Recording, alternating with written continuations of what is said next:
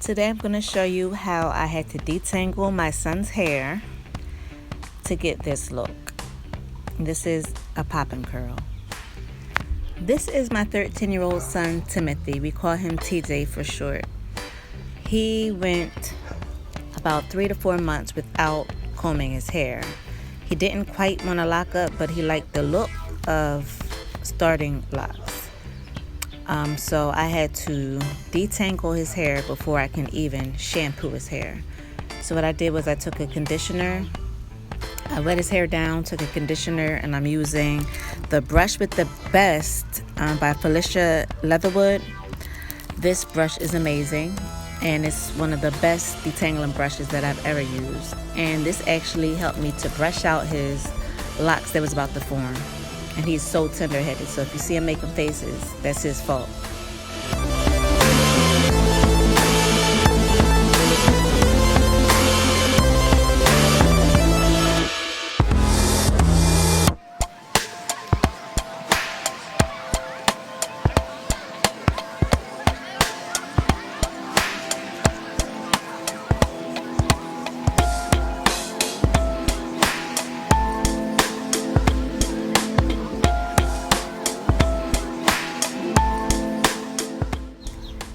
Here are some tips for detangling hair.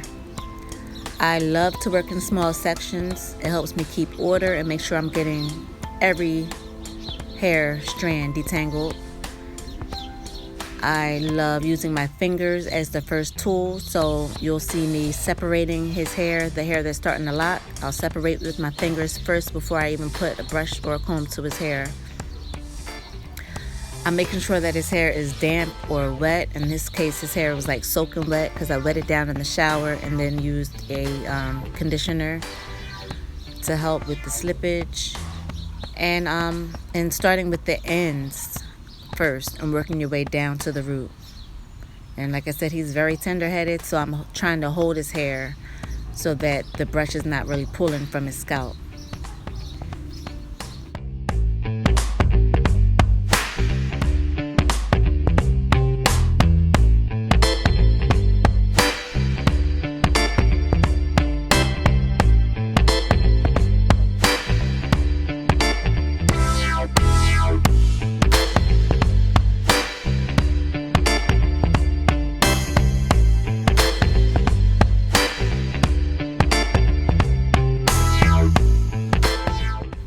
If you skip the most important step before your shampoo, which will be detangling, you're going to be in trouble at the shampoo bowl. Anytime you put water on tangled hair, it'll tangle it even more. So he didn't want locks, but if I was to shampoo his hair before detangling, he would have had locks.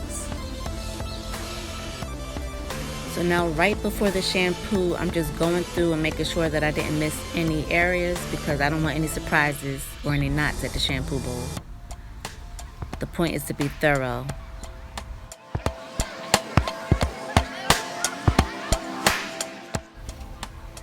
All right, TJ, you see them curls popping? So this is the pop and curl, also known as the shingling method. I'm using a rake and smooth, so I'm raking through with my fingers and smoothing on the gel. And his curls are really popping. But we all know that shrinkage is real, and by the time his hair dries, he will not have that hang time that he has right now.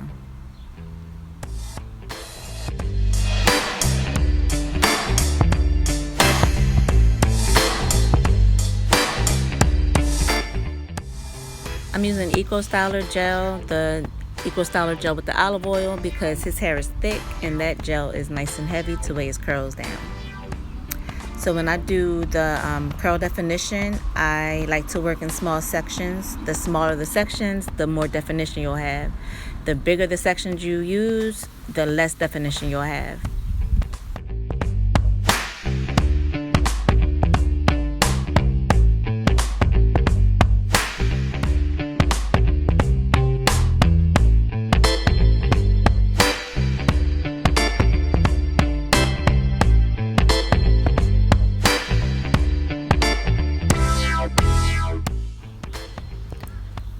And as I'm working that gel in, I'm smoothing. The more you smooth, the more you're laying that outer cuticle layer down, and that's what gets the curls to actually clump together.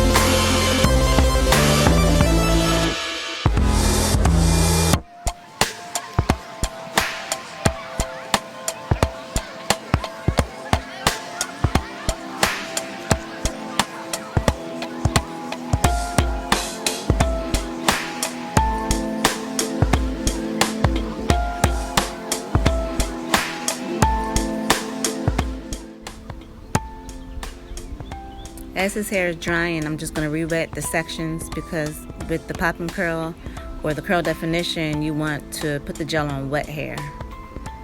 Certain textures work better with soaking wet hair, and certain textures work better with damp to semi-dry hair. In his case, his hair needs to be soaking wet.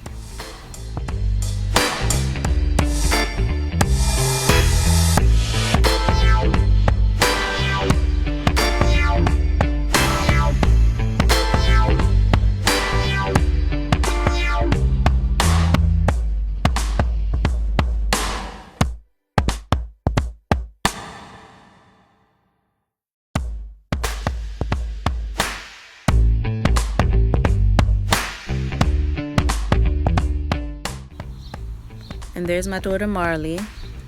She wants to sit with her big bro while he gets his curls popped.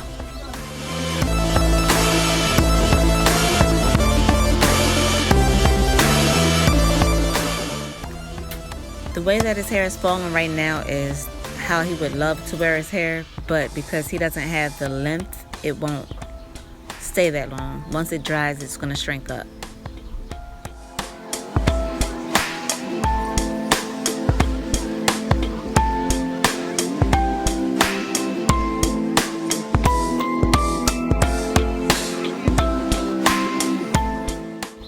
I set him under the dryer for about 15 minutes, and 3 days later, this is how his hair came out. Now mind you, he does not sleep with a scarf.